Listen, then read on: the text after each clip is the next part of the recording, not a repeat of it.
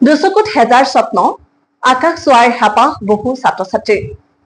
ঘোষণা কৰা হৈছে সৰ্বভাৰতীয় নীট পৰীক্ষাৰ ফলাফল আৰু মই বৰ্তমান উপস্থিত আছো কামৰূপ জিলাৰ বাইহাপা চাৰিআলিৰ পূৰ্বৰ কমলপুৰ সমষ্টি আৰু বৰ্তমানৰ ৰঙিয়া সমষ্টিৰ পাঁচপাৰা গাঁৱত আৰু যেহেতু সৰ্বভাৰতীয় নীট পৰীক্ষাৰ ৰিজাল্ট ঘোষণা কৰা হৈছে আৰু মই এগৰাকী ছাত্ৰীৰ ঘৰত উপস্থিত আছো আমি প্ৰতিবেদনৰ আৰম্ভণিতে কৈ লৈছো যে এগৰাকী ছাত্ৰী অসমীয়া মাধ্যমৰ এগৰাকী ছাত্ৰী আৰু ফ্ৰেছ কেণ্ডিডেট প্ৰথম এটেম্পটতে তেওঁ নীট পৰীক্ষাত উজলি উঠিবলৈ সক্ষম হৈছে আচলতে এই ৰিজাল্টসমূহে প্ৰতিগৰাকী পিতৃ মাতৃক প্ৰতিগৰাকী শিক্ষক শিক্ষয়িত্ৰীক প্ৰতিগৰাকী গাঁওবাসীক গৌৰৱান্বিত কৰি তুলিছে তেওঁলোকৰ ৰিজাল্টে আমি পুনে পুনে তেওঁৰ ওচৰলৈকে যাবলৈ বিচাৰিছো আমাৰ এনিভাটো দৰ্শকসকলে যেহেতু আমাৰ এই অনুষ্ঠান উপভোগ কৰিছে আমাৰ এই বিশেষ প্ৰতিবেদনটো চাবলৈ লৈছে আমি এনিভাটো তৰফৰ পৰা তোমালৈ শুভেচ্ছা জ্ঞাপন কৰিছো খুব ধুনীয়া এটি ৰিজাল্ট কেনেকুৱা অনুভৱ বহুত ভাল অনুভৱ মই নিজে বহুত খুশি আজি লগতে মোৰ মা দেউতাও বহুত খুশি ওচৰ চুবুৰীয়াও বহুত খুশি আৰু এই সফলতাৰ আঁৰত মোৰ মা দেউতাৰে কৃতিত্ব সকলোতকৈ বেছি হয় যেহেতু তেওঁ কৈছে যে বহু বেছি সুখী আচলতে যেতিয়া আমি সপোন দেখো আৰু সেই সপোন যেতিয়া আমাৰ ফলাৰ দিশত যেতিয়া সেই সপোন আমাৰ দিঠকত পৰিণত হোৱাৰ দিশত হয় আৰু আমাৰ সকলোৰে মুখত এটি হাঁহি বিৰিঙি উঠে ঠিক তেনেদৰে এই পাঁচপাৰা গাঁৱৰ নিবাসী এই পাঁচপাৰা গাঁৱৰ ছাত্ৰী মানসী কাকতিও এতিয়া সেই সফলতাৰ দিশত আগবাঢ়িছে যেহেতু তুমি কৈছা যে এইবাৰ নীট পৰীক্ষাত তুমি খুব ধুনীয়া এটি ৰিজাল্ট কৰিলা কলাই যে তুমি তোমাৰ এই ৰিজাল্টত তোমাৰ গাঁওবাসী আনন্দিত হৈছে তোমাৰ মা দেউতা আনন্দিত হৈছে কেনেদৰে আৰম্ভ হৈছিল এই যাত্ৰাটো সৰুতে সপোন দেখিছিলো ডক্টৰ হোৱাৰ তাৰপিছত মেট্ৰিকৰ পিছৰ পৰাই মই এইটো প্ৰিপাৰেশ্যন ষ্টাৰ্ট কৰি দিলো মই Baihata Chariali Ramanujan academy senior secondary school আৰু আকাশ ইনষ্টিটিউশ্যনৰ ইণ্টিগ্ৰেটেড বেটছত পঢ়িলো তাৰ পৰা মই 11-12 কোচিং কৰি বৰ্ডটো একেলগে চলাই গৈছো তাৰপিছত এইবাৰ 2025 বৰ্ষত মই নীট পৰীক্ষা দিলো তাত মোৰ 562 মাৰ্ক আহিল লগতে মোৰ এবাৰ এইচএছতো ভালেই হ'ল 92.4% গতিকে মই এই বিষয়ে বহুত সুখী আৰু আচলতে যদি আমি ক'বলৈ যাওঁ এগৰাকী ছাত্ৰী একেটা বছৰত তিনিটাকৈ পৰীক্ষাত ভাল ফলাফল প্ৰথমতে যেটো উচ্চতৰ মাধ্যমিকৰ ফলাফল তেওঁ নিজে কৈছে তেওঁৰ মুখেৰে আমি শুনিছো 92% তাৰপিছত আমি চালো যে ডবলি আৰু লগতে এইবাৰ নীট আচলতে কেনেদৰে সম্ভৱ একেলগে ইন্টিগ্ৰেটেড কোৰ্স সম্ভৱ বুলি নিজেও চেষ্টা কৰিব লাগিব লগতে স্কুলৰ ফেকাল্টি বিলাকৰ পৰাও সাপোৰ্ট লাগিব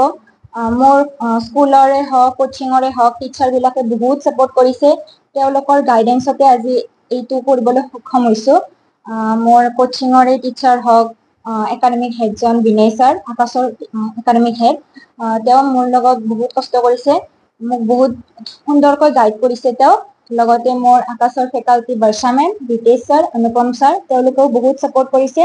আমাৰ ৰামানুজন একাডেমিৰ টিচাৰ বিলাকেও মোক বহুত সহায় কৰিছে এই বিষয়ে কিবা অসুবিধা হলেই তেওঁলোকে মোৰ খবৰ লৈ সোধে যে সেই প্ৰব্লেমটো সলভ হ'ল নে নাই গতিকে মই এই বিষয়ে বহুত সহায় পাইছো তেওঁলোকৰ পৰা গতিকে এনেদৰে সম্ভৱ আৰু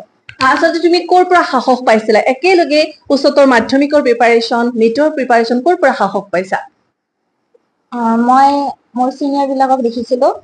তাৰ পৰাই অলপমান ইনস্পায়াৰ হৈছিলো বাকি নিজেই পঢ়িছিলো ভাবিছিলো অলপ মানে কমকৈ ভাবিছিলো ইমান বেছি ভবা নাছিলো তথাপি আজি দুটা পৰীক্ষাতে মোৰ ভাল হ'ল লগতে জেডাবলিটো ভাল হ'ল মোৰ গতিকে এইখিনি আৰু যেহেতু আমাৰ ছাত্ৰ ছাত্ৰীসকলে ইন্টিগ্ৰেটেড কোৰ্স বুলি ক'লে আচলতে ভয় খায় যে আমি একেলগে পাৰিম জানো নিজৰ ওপৰত যেটো আত্মবিশ্বাস বুলি ক'ব লাগিব হয়তো কোনোবা ক্ষেত্ৰত কমি থাকে তুমি কোৰ পৰা আত্মবিশ্বাস ইমান বেছি কোৰ পৰা লৈছিলা যেতিয়া মই হাই সেকেন্ডাৰী ফাৰ্ষ্ট ইয়াৰত এডমিশন লৈছিলো তেতিয়া মোৰো আত্মবিশ্বাস কমি আছিল লাহে লাহে যেতিয়া টিচাৰ বিলাকৰ হেল্প পালো লগতে নিজে অলপ চেষ্টা কৰিলো যে মোৰ এক্সাম বিলাকো ভাল হ'ব ধৰিলে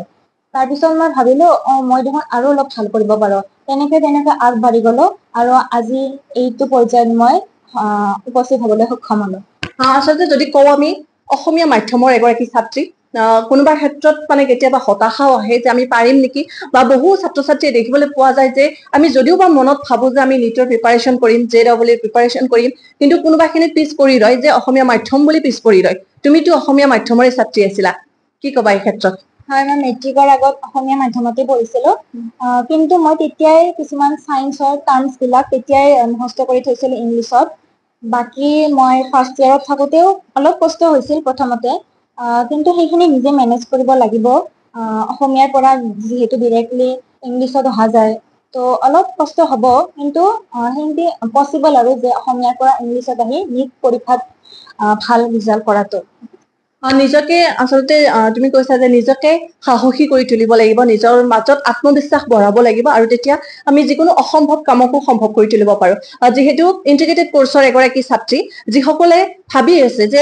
কেতিয়াবা আমাৰ এনেকুৱা হয় আমি ডিচিশ্যন ল'ব নোৱাৰো যে আমি পাৰিম নে নোৱাৰিম, যিসকলে নতুন প্ৰজন্মৰ, তোমাৰ যিসকল জুনিয়ৰ থাকিব তেওঁলোকক কি ক'বা ইণ্টিগ্ৰেটেড কোৰ্চৰ ক্ষেত্ৰত?